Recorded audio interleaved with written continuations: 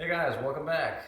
Today we're going to be taking a look at doing a tubeless conversion. As you know, I got this bike recently and it's still set up with the tubes as it came from factory.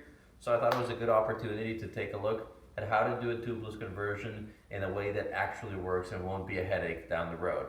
Now I'll give a disclaimer starting right now. This isn't the fastest way of doing a tubeless conversion.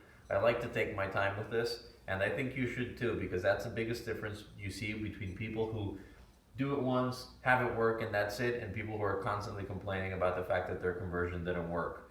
So let's just jump right into it. I'm only going to show you the conversion on the rear tube, on the rear tire, but obviously it's the same things for the front and the rear. There's a few things that you're going to need in order to do this conversion. The most important things are tubeless tape, tubeless valves, and tire sealant. As far as what brands to buy for each thing, I would say that there's a bunch of good options out there. Some people use Stan's everything, and I'm pretty close to that, and I use basically Stan's sealant and valves, but I use Gorilla tape, which is just, store-bought Home Depot 1-inch tape. And I've just had better luck with this one. That doesn't mean that the Stan's tape is bad, it's just through trial and error I came to like this better. But with all the good options that are out there, do your research, choose what you want to do, just make sure you buy one of the good brands and you shouldn't have any problems with them. Now these aren't mandatory, but they will make your life a little bit easier. Park Tool tire levers, Pedro makes someone as well. They're super cheap, they're worth buying. And this is the chain tool from my multi-tool, and the reason I have this here is because the #1 spoke tool that's in there is actually the same size as the valve core. So we can use this to remove the valve core, and it'll make our life easier when inflating. You do need a good pump. And a floor pump like this is almost mandatory. If you have a compressor, even better. I don't have one, but I doubt very much that you can get a tubeless tire to seat with a hand pump. I've never actually managed to do it. Now, as far as tire choice goes, there's a bunch of different tires. I personally like Maxxis tires. This is a Minion, which is the tire I'm going to use for the rear. Very small knobs in the center, big knobs on the side. But the reason I'm showing you this is because this one says that it's tubeless ready. It has a TR there. Now, I was already going to buy new tires, so I was set on this and I chose to buy this. If you're going to use the same tires that are on your bike, you can most likely get away with using non-tubeless ready tires. But be warned, it doesn't always work. It really depends on the tire. My experience is that the Maxxis tires work well whether they're tubeless or not. You just have to put in some more sealant. But I've used other brands that really I just couldn't get them to work in a way that was reliable when they weren't the tubeless ready model. Almost forgot, the last two things that you need is alcohol. This is 91% isopropyl. I just bought this at Walgreens. And a little rag, and this is going to be used to clean the inside of the wheel before we put the tape on. Okay, that's enough talking. Let's get to it. First things first, remove the wheel from the bicycle. I'm going to leave the bicycle here because I'm actually going to use it as a stand for the wheel while I'm applying the tape. So I'm going to keep it here. So once you have the tire out, go ahead and remove absolutely all the air from the tube and unseat the bead from the tire. And it'll look like this once you've gotten the bead off the seat. And that's that side. This side hasn't been unseated yet, but you have to make sure that you can get both sides of the tire to fall into this channel in the middle, so it's easier to remove the tire when you get there. Once you've gotten the tire to unseat on both sides, like this and like this, you can use your tire levers, or sometimes you can do it by hand if you don't have one, and you go like this far enough, it'll pop off. But we have tire levers, so let's use them. So go anywhere that's not the valve stem, basically. Pop it on, just like that. Now go a few spokes over from the one that you just grabbed, kind of like here. And you should be able to pop out the tire like that. You don't really have to use that much force for this part. Once the tire is unseated, you can grab the lever and just go the whole way around. Now see, this second part I can do by hand. There we go. So in this case, this wheel is already taped, but for the sake of this video and for security, I'm gonna retape it with my own tape. So one thing worth noting, just because your wheel has tape, it doesn't mean that it's tubeless tape. All wheels come taped, and it may just be the tape to protect from the spokes, and that does not necessarily mean it's tubeless. But don't remove it just for removing it. make sure that what's under there isn't for tubeless, because if it's already there, there's no point in redoing it. I'm actually not sure if this is tubeless tape or not, but I am redoing it just for the sake of the video, not really because I want to. If I weren't making this video, I would search, and if it already was tubeless tape, I would not remove it. This is what the wheel is going to look without the tape. As you can see, those are little holes for the spokes, and that's basically the reason why you need tape. It's to cover these up so that the air doesn't escape there. Now you're going to want to grab your alcohol and the rag that you got, really drench that up and clean the inside of the wheel like this. You have to make sure that you get all the residue from the old tape off. And the reason to use alcohol is because alcohol cleans very well and it evaporates super quickly. If you use other types of cleaners that stick on there, it may cause the tape not to stick to the wheel. Here's a close-up. I don't know if you can see that little ball there. That's old glue, and you have to make sure to remove all those thingies like that. Once the wheel is completely clean, put it back on the bike without a tire or anything, because we're going to use it as a work stand in order to make applying the tape a little bit easier. Now that we have the wheel on the bike, it's time to get the tape on. This will show you more or less the width that you want for the size of the wheel. This one happens to match perfectly. Start by finding the hole for the valve stem, which is right here. Then go past the next spoke hole and a little bit more. So kind of like around here would be a good starting point. Now what we're going to want to do is make sure that the tape is as centered as possible in the wheel, because you do not want it to interact with the sides of the wheel. So the bead, especially on this edge, should not have tape so that the tire can seat on there without any problem. Now stick the first bit down just kind of like that by hand, and then what you're going to do is get some tape out kind of like this and pull really hard on the tape while you're holding the top, and just kind of stick it on like this, and try to keep it centered the whole way. And then once you've got it, hold the bottom here, and with your top finger go down and meet it all the way there. Make sure it's stuck all the way. Once you have that done, go to the point where you had the tape stuck to, hold that at the top, pull some more tape out, and repeat the process. Pull really hard on the tape so that you get good tension on it while you're pulling down. Of course, I'm holding the wheel while I'm doing this so that it doesn't move.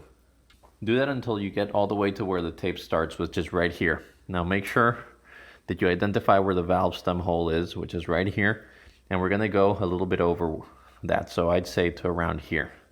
So we pull out one last piece of tape, go a little bit past where we need it, and once again, pull real tight on the tape, apply it until where you want it,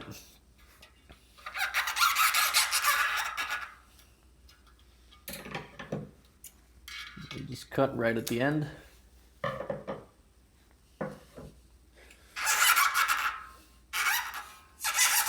There we go. Now you're gonna have to go around the whole tape and make sure you got everything to stick down properly. If you see anything like the edges kind of lifted, go ahead and make sure that you can squish those down so that they're not bothering anything there. All the tape should more or less look like this. See, there's no air bubbles, no anything, no imperfections.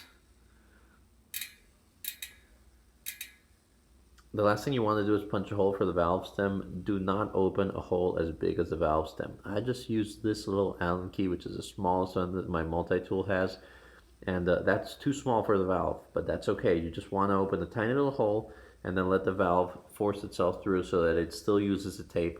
This tape folds inward with the valve and it helps it seal. Look for the valve stem hole like this, and you might be tempted to push this way because it's easier.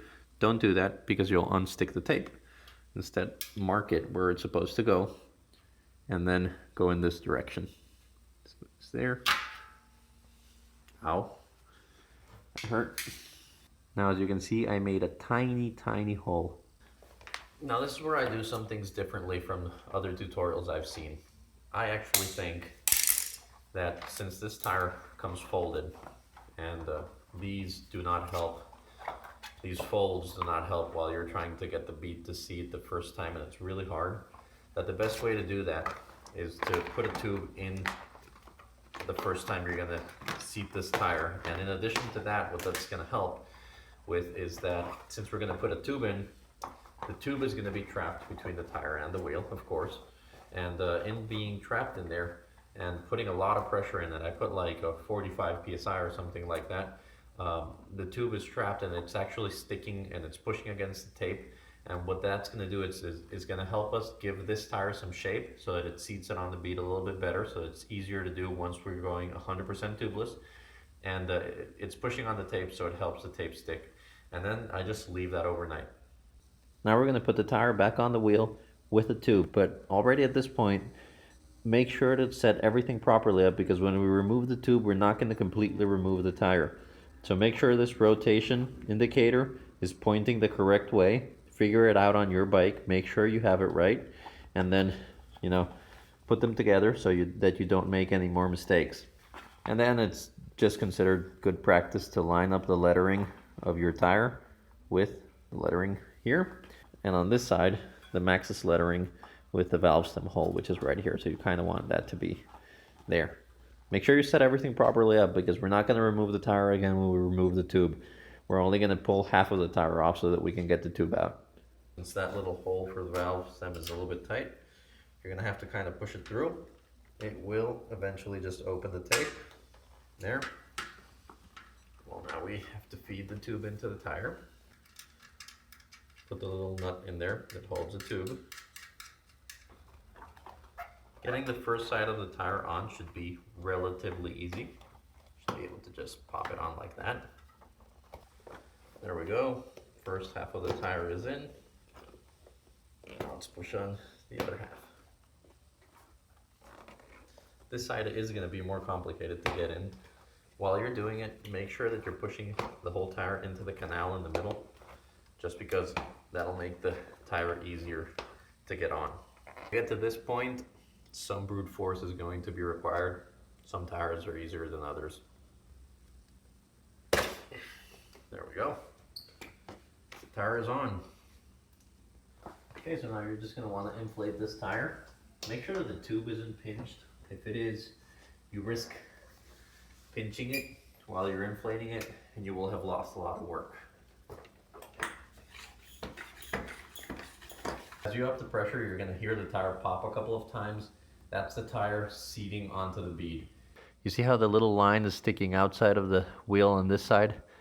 This little line right there? That is properly seated. You see how on this side, that little line is not visible?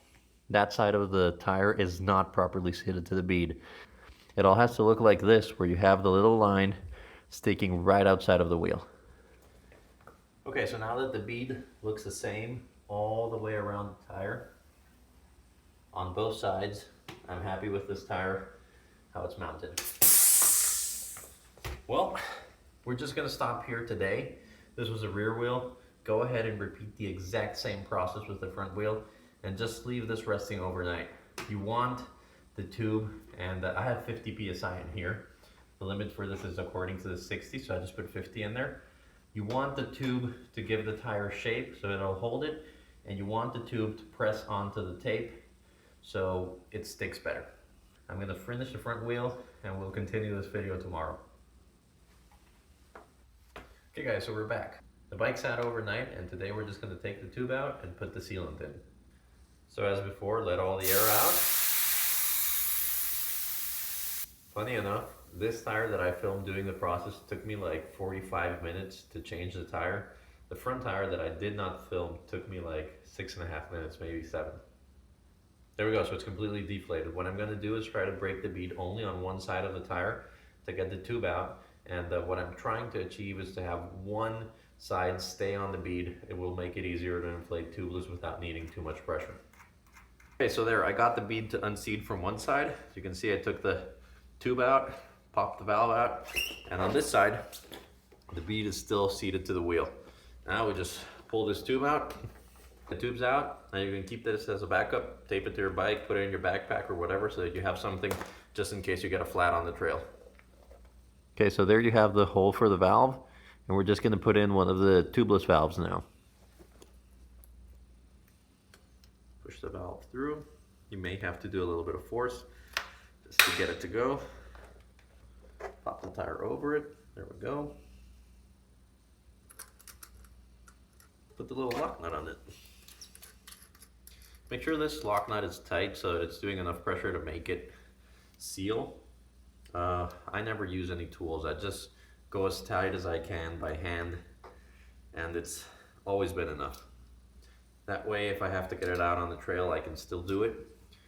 In order to make this easier to inflate with the floor pump, we're going to remove the valve stem core. And I'm using this chain tool that I said, and I'm actually using the tool for the spokes. Okay, so valve stem core removed. Keep this. Don't lose it. And that just makes the hole a lot bigger so that it's easier to inflate with the floor pump. There's two ways for you to get the sealant in the tire. If you have one of the stand syringes, you can just feed it through here. I don't have one, so I'm just going to use the regular container, and I'm opening a part of the tire. So what you're going to do is go to where your valve stem is and open a tiny bit. It's hard for you to spot the video with the video from there, but as you can see, I can put my hand in here, and I'm just going to drop the fluid in there. Now you're going to want to read the instructions here so you don't skip any steps, and there's one in particular that you're going to want to pay specific attention to. There's some things floating inside this fluid, so you have to flip the bottle around and shake it while it's flipped over so that you get everything to mix properly. If you don't do this, the sealant part of the liquid is not going to come out when you start to squirt it out here, and that's going to make for the sealant to not work properly. So make sure you shake this thoroughly, and I mean thoroughly. Now this says to use between 60 and 90 milliliters per tire for the tire size that I have, which is a 2.3. Now since it's the first time we're doing this wheel and it's the first time that we were doing this tire, I'm going to actually put in 100, tiny bit extra. I personally don't care that much about the weight. It's really up to you. Use your best judgment if you just want to use a 90 or if you want to use a 60. Since I don't really care about that weight and I just want this to never bother me at all and to have a lot of flat protection, I'm going to go with a tiny bit extra. Find a way to hold this open in a way where you can just dump the liquid in. There we go.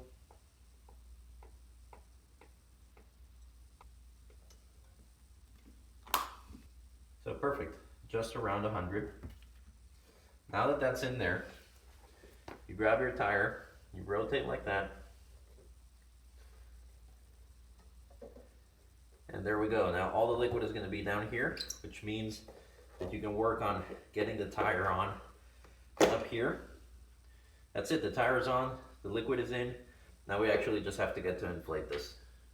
Now this is the part that most people dread, which is to get it to pop up onto the bead with the floor pump. If we're lucky, it's just going to take a couple pumps and it'll do it. It is not always easy, so let's see if it works out or not.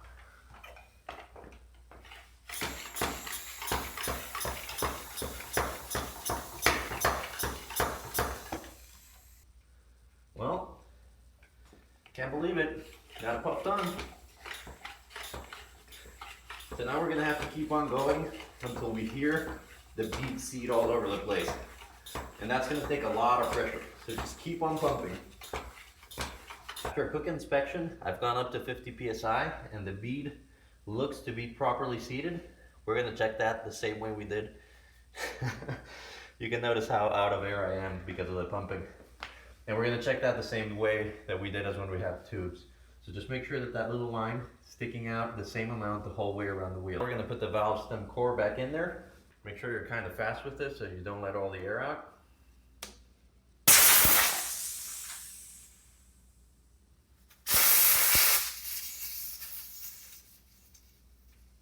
Now that that's in, tighten it up with this. Doesn't have to be insanely tight, just enough for it not to pop out. Clean off the excess sealant that came out of the tire. And now we're going to do the little sealant dance, which looks ridiculous, but remember that you want sealant in every single nook and cranny in there. So I'm moving it around so that it goes all over the place. Flip the tire over, do the same thing. Now the last one I do is grab it like this, use it as a reference, and you're going to go the whole way around the tire.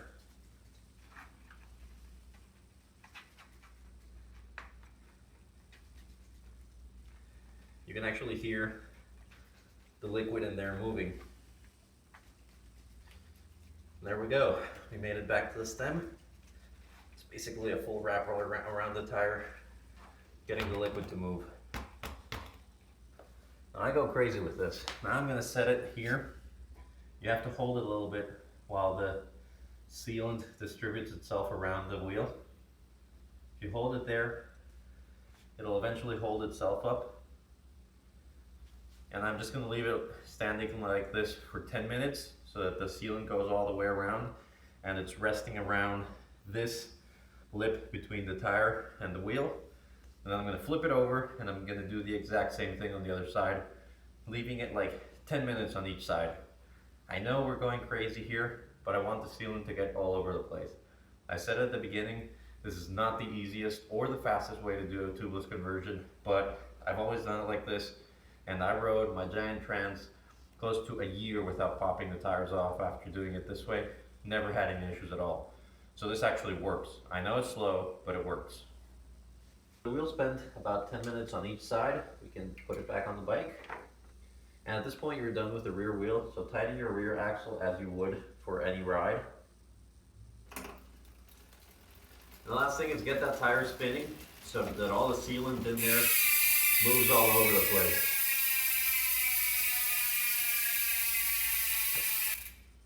Okay, we are done. Now that that moved all the sealant all the way around, you're basically going to leave it super pumped up. I went up to 50 psi. Leave it like that for now. You can set your riding pressure tomorrow, but what I'm going to do in addition to this is now, well, obviously repeat the process with the front tire. And once the front tire is done, the best thing you can do is actually go out for a ride around the block.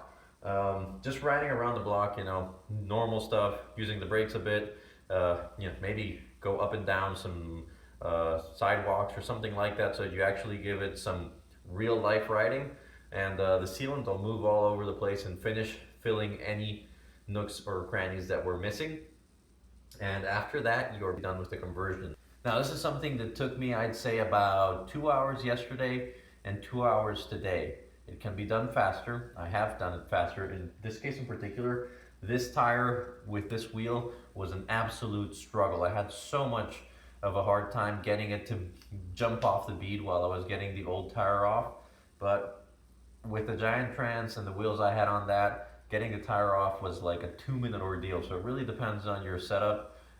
What I can tell you is really take your time. This is something that is best done slowly. So don't rush it before you're going to go out for a ride. Just find some time midweek to do it, some night. Do it on a Wednesday, finish it on a Thursday, so that when weekend comes around and it's your Saturday to go out on the ride, your bike is completely set up and you're not rushing last minute. I think I covered everything, but if there's any questions you have at this point, go ahead and leave them in the comments. I try to respond to absolutely everything. As long as I know the answer to your question, I'll be glad to help, and if I don't, I'll try to point you in a direction where you can find the resources on your own. Thanks so much for joining me today to do this. I will see you for the next one, and happy riding.